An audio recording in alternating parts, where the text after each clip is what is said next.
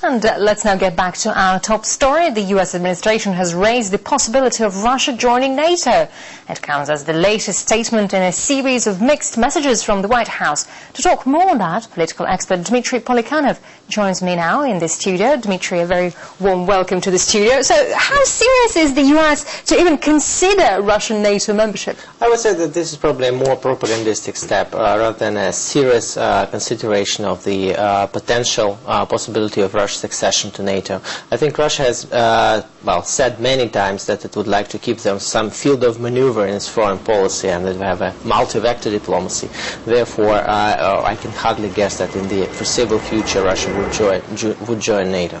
So what would be the benefits of joining the alliance? Well, the benefits would be probably to make some kind of comprehensive system of security in Europe. However, Russia has recently set forth the initiative of the European Security Treaty, which actually welcomes the same idea of having shared security on the European continent.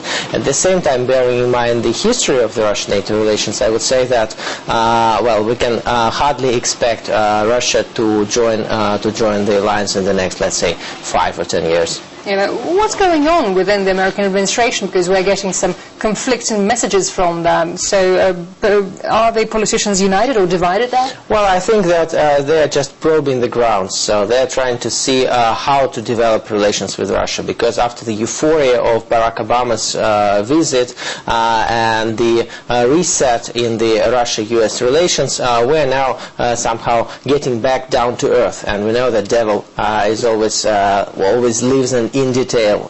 So when it comes to the treaties, when it comes to certain security arrangements, here we come back to the same problems which we faced before. However, I would say that Americans are quite coherent actually in their approach. They are not interested in having weak Russia. They are, Barack Obama and Joe Biden, all these people say that they would like to see strong Russia. At the same time, they realize, as people, quite pragmatic people, they realize that there are certain weak points in the current Russian stance, in economic stance, in demographic stance, and so on. Yeah, from your point of view, how Moscow should respond to all that?